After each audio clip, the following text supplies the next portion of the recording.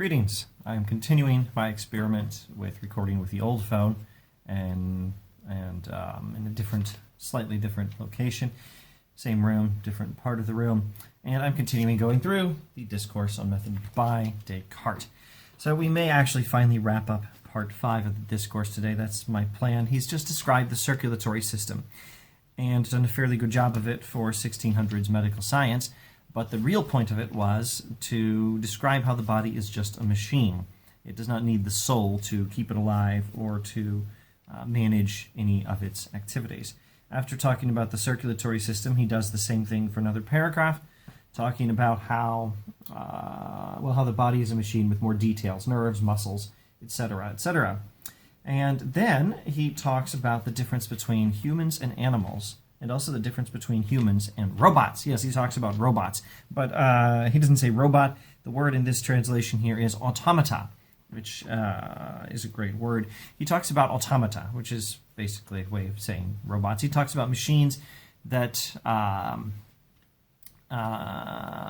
could, in theory, at least in theory, look somewhat like a human, or look like an animal, and act like an animal, and act somewhat like a human. And he explains that there would be no way, maybe I'll read a sentence here, there would be no way to be sure that a machine that acts like an animal were a machine and not an animal. If we designed a machine that sufficiently closely resembled an animal and we could make it act like an animal, we'd have no, so to speak, Turing test to distinguish between a machine and an animal.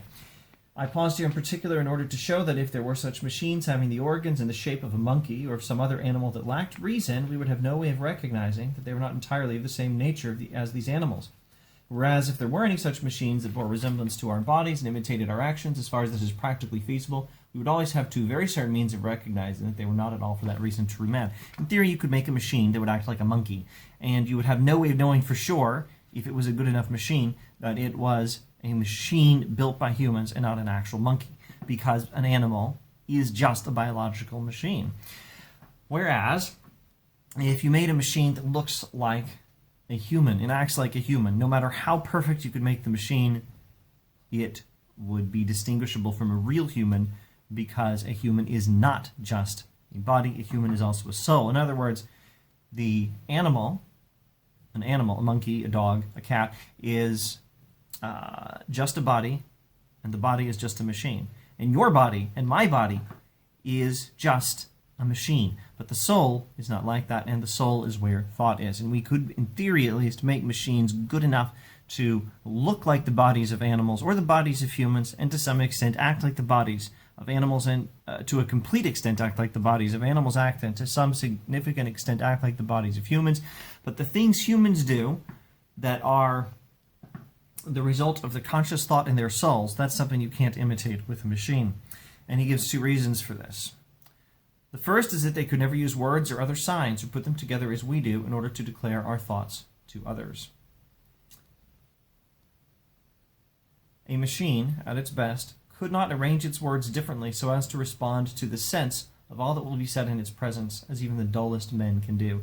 Even a stupid person can understand the meaning of what is said. A machine does not understand the meaning of what has been said. Now, this is an interesting concept these days because, well, I don't know, when will this video be aired? Probably not till sometime in 2024. At the moment, it's mid-March of 2023, and ChatGPT is in the news. ChatGPT, whatever it is in the news.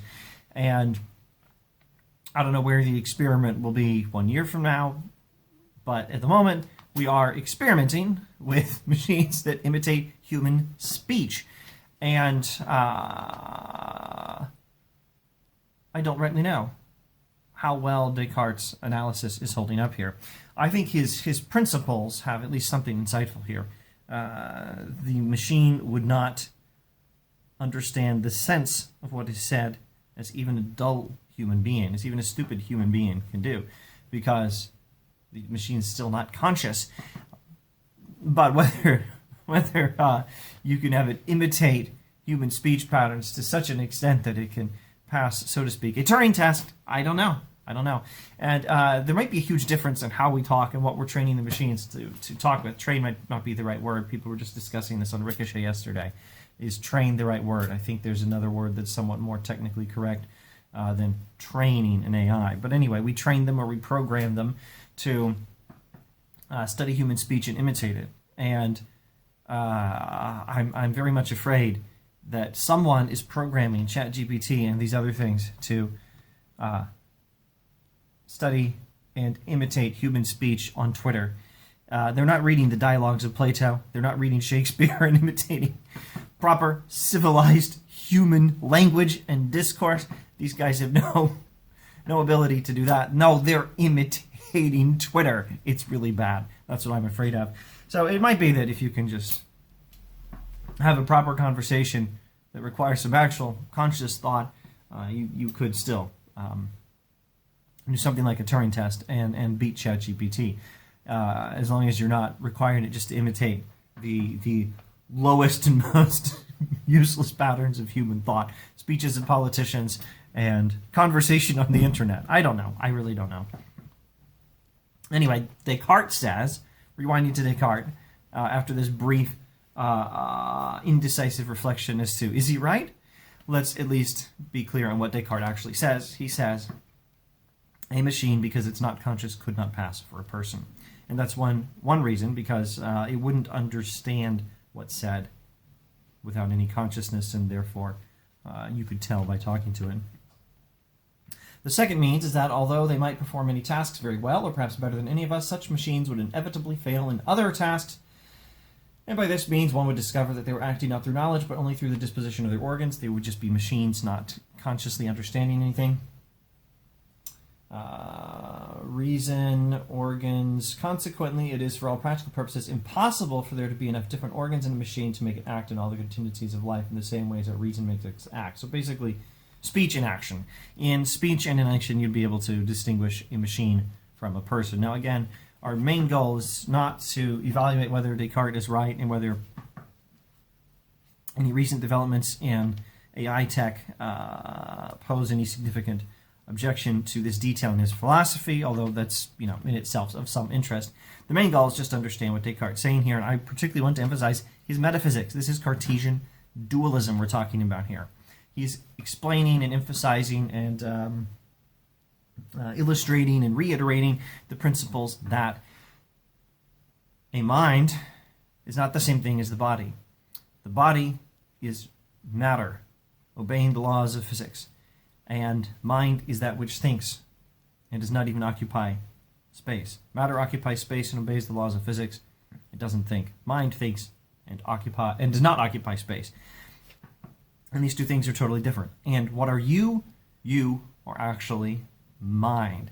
And the whole point of talking about all of this stuff and about the circulatory system is to emphasize that matter doesn't need any non-physical thing to make it do what it does. Not even your body. Your body does not need a soul to live. What your body does need a soul to do is to talk and act in such a way as to demonstrate that there's an intelligence, a consciousness, something with reason that's connected to it. So this, he says, is how we can also know the difference between men and beasts. Let's skip past that. And then Descartes says, and let's just finally wrap up part 5 of the discourse with this paragraph. After that, I described the rational soul and showed that it can in no way be derived from the potentiality of matter as can the other things I've spoken of, but rather that it must be expressly created. Your soul must be independent of matter. What the soul is cannot be explained in physical terms. And how it is not enough for it to be lodged in the human body like a pilot in a ship, unless perhaps in order to move its members, but rather that it must be more closely joined and united to the body in order to have, in addition to this feelings, an appetite similar to our own, and thus to constitute a true man. So, which is, that is to say, the Cartesian idea of personal identity is what you are, what a person is soul, not body. But what a human being is soul plus body. In other words, what you are is a mind, a soul, a consciousness. You are not technically a human being. The human being is soul plus that body that's connected to it somehow. And the person is just the soul. Personal identity is soul, not soul plus body. But human being is soul plus body.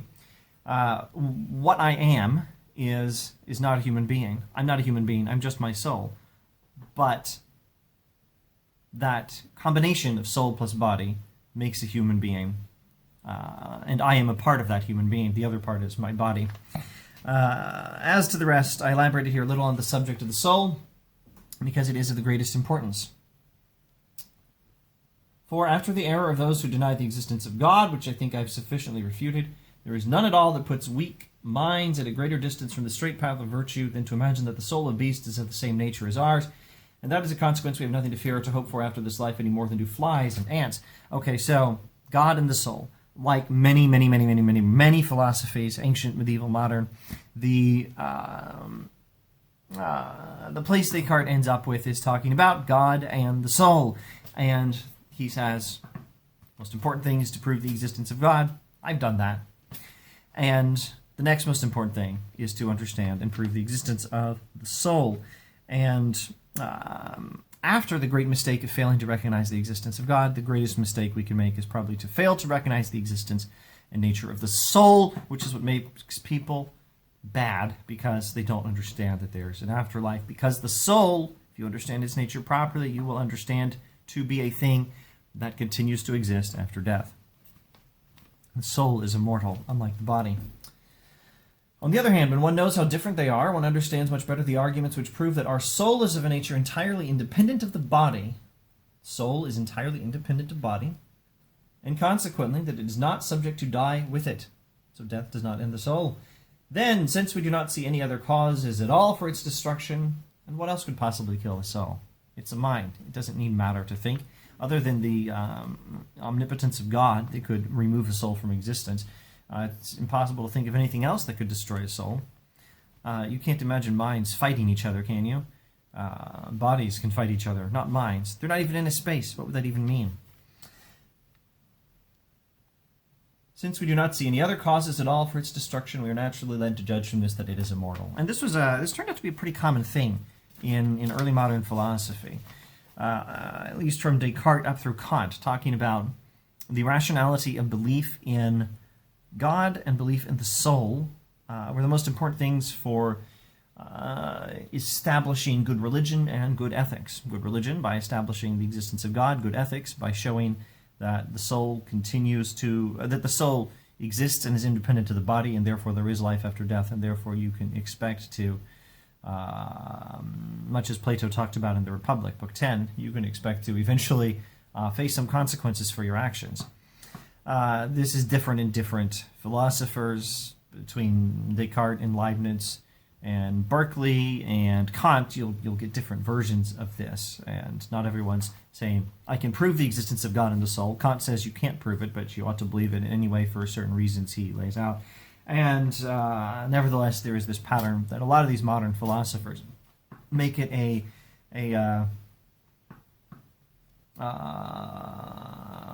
almost want to say capstone, but I also want to say centerpiece. An important part of their philosophy, that their philosophy teaches the truth about God and the soul.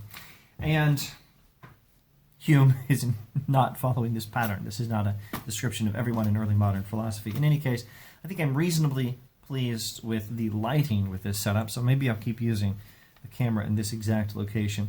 The background looks kind of ridiculous, too many empty shelves.